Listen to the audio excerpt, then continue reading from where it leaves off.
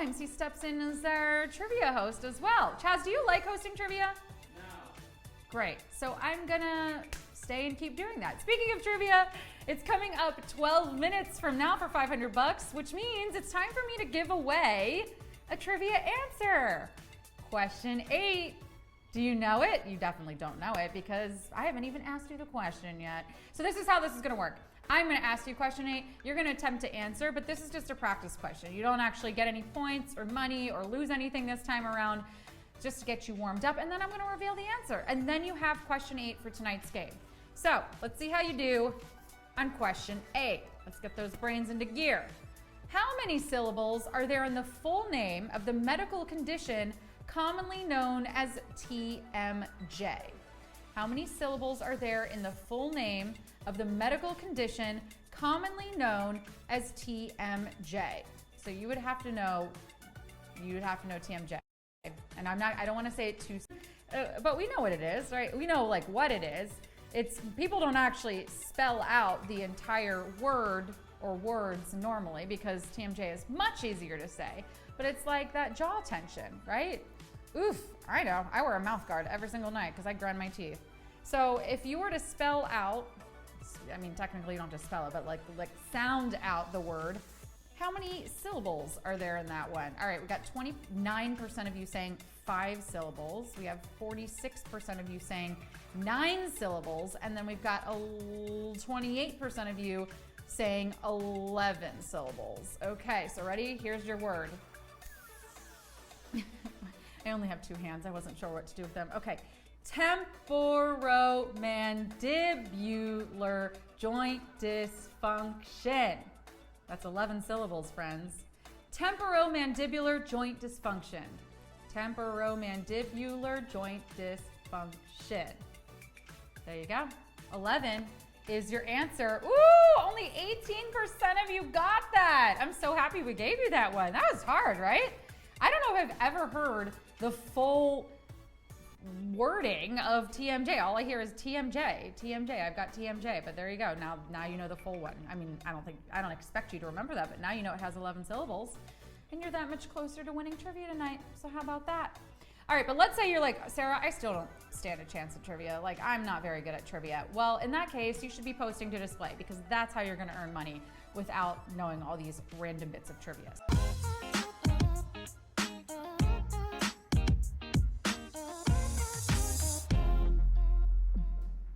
Hey everybody, and welcome to an all-new round of Display Trivia live from New York City. I'm your host, Sarah Pribis, and I am super excited today. Why? Well, has anyone else started their spring cleaning? No, I'm not talking about going through all your closets and drawers to find the things that you no longer use, which, by the way, why do we do this in the spring? Like, shouldn't we be running around outside admiring flowers and their whole deal? Like, let's do the cleaning in the winter when we need a reason for staying awake past 6 p.m. because the sun is gone. But no, wait, not that spring cleaning. I'm talking about spring cleaning up big time in this game of trivia. And I'm not gonna spend all this time tidying up and not be thorough, so here are the rules for you. You'll have 10 seconds to answer 10 questions each. When a new question appears on your screen, choose carefully because once you tap, there's no going back. If you get one wrong, keep playing. Make sure you're connected to Wi-Fi, you're holding your phone vertically for optimal gameplay. Your winnings will appear in your display bank account if you're actively posting and have your profile all set up and ready to go. Now, before we begin, we have huge news. Trivia is moving to daytime! Woo! Yes. Well, if you're in the US, okay? Starting April 12th, that's next Tuesday, trivia is moving to 12 p.m. Eastern Standard Time. We will still be at this time tomorrow and Monday, but starting Tuesday, we will be coming at you from 12 p.m.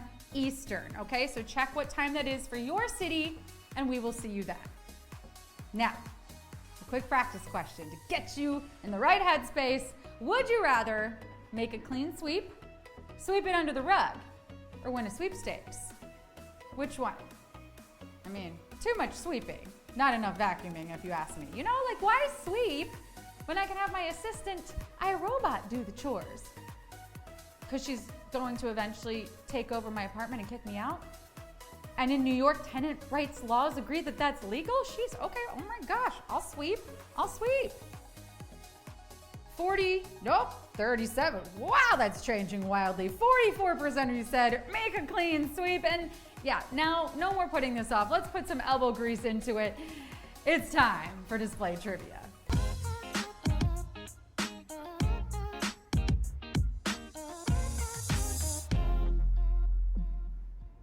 Question 1.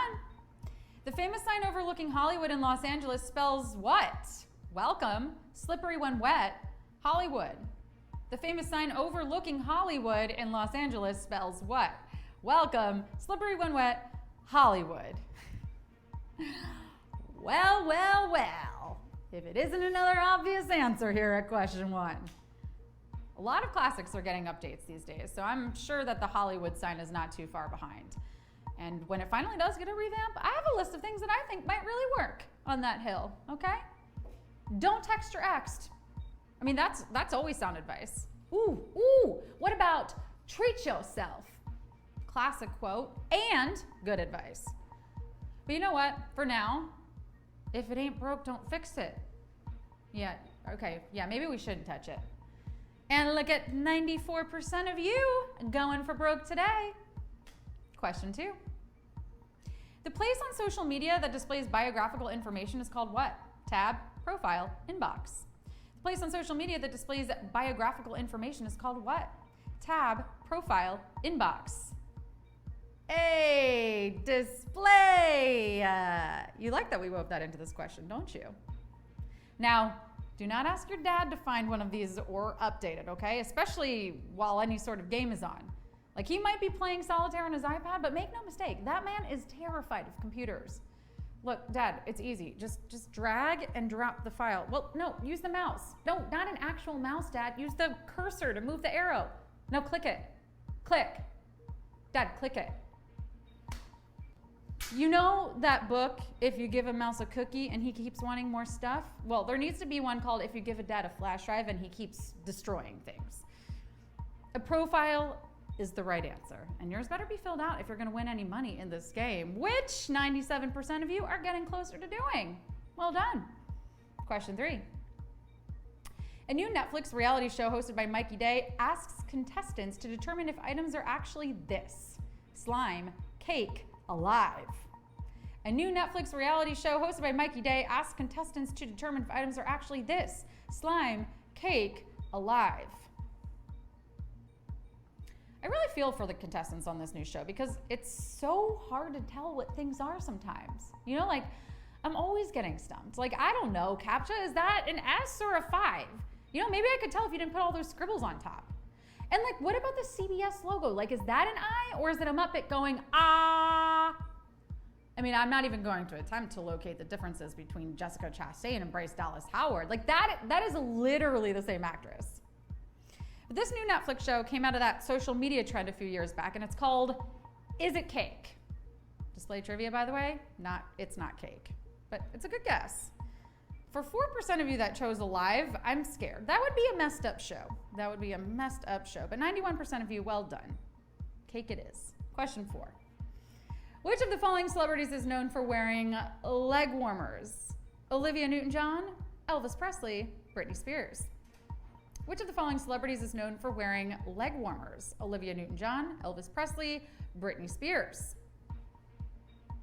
It's a weird accessory, right? You know, the leg warmer. Like, why are the legs the only part that need warming? I mean, I don't mean to intrude on whatever this was, but like, I just thought that I should let everyone know they do make leg warmers that warm your whole legs. They're called pants. Where does the leg warmer get off? Just being a sock that someone forgot to sew the foot into. Like, what function are leg warmers serving that pants and socks cannot already do? Riddle me that. Oh, you can't, because we're mid-quiz, that's right. Well, let's circle back after the game.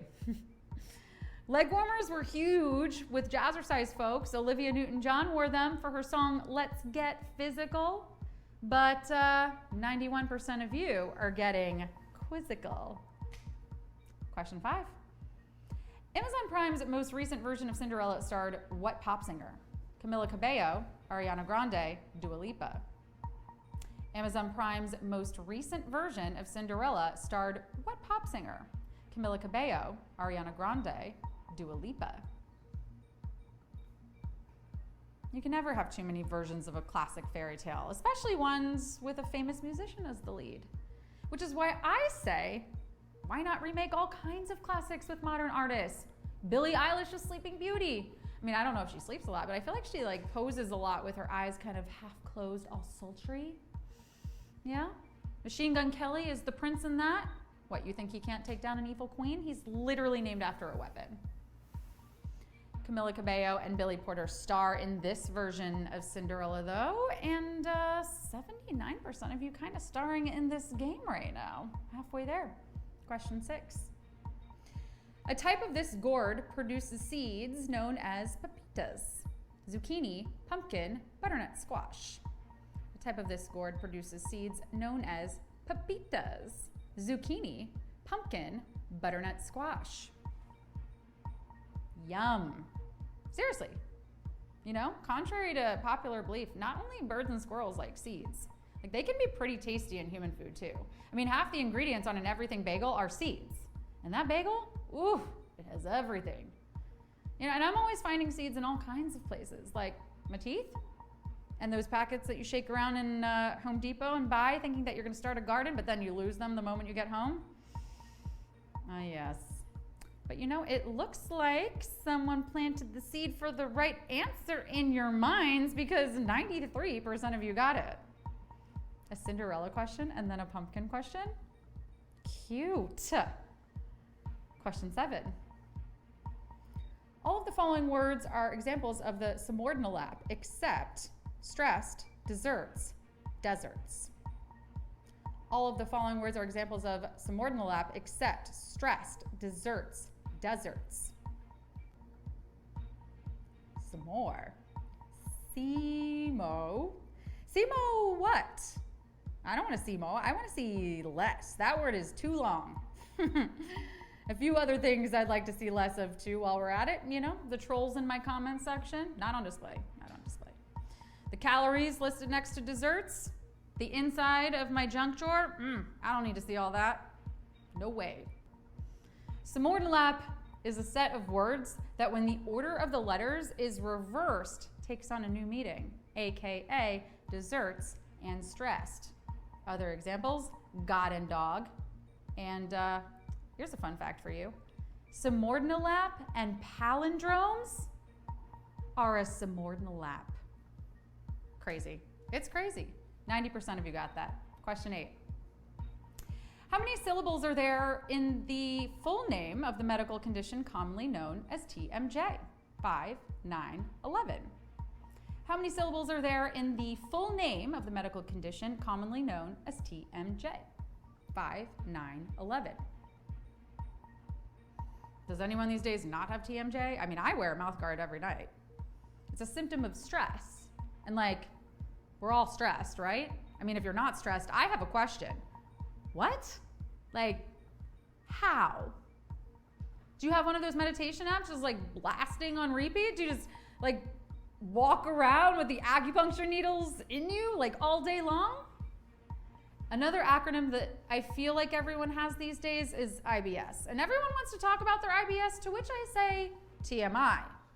Now, TMI is different from TMJ though. Yeah, which stands for temporomandibular joint dysfunction. Temporomandibular joint dysfunction. Whoa, and let me just say that I put the fun and funds in dysfunction, right? Which, honestly, if we want those funds, we gotta keep it moving to question 9. 89% of you coming with me. Question 9. The instrument featured prominently in the Careless Whisper riff was invented by a man who played what other instrument? Clarinet, oboe, trombone. The instrument featured prominently in the Careless Whisper riff was invented by a man who played what other instrument? Clarinet, oboe, trombone. I'm imagining this riff. I'm hearing it in my head. Oh, this riff. An iconic riff. I wish you could all hear what's happening in my head right now. This instrument is named after its inventor, which is a weird level of narcissism. You know, I'll say that it makes it real hard to separate the art from the artist. Speaking of art, the sax riff in Careless Whisper, make that into an NFT and hang it in a gallery. Beautiful.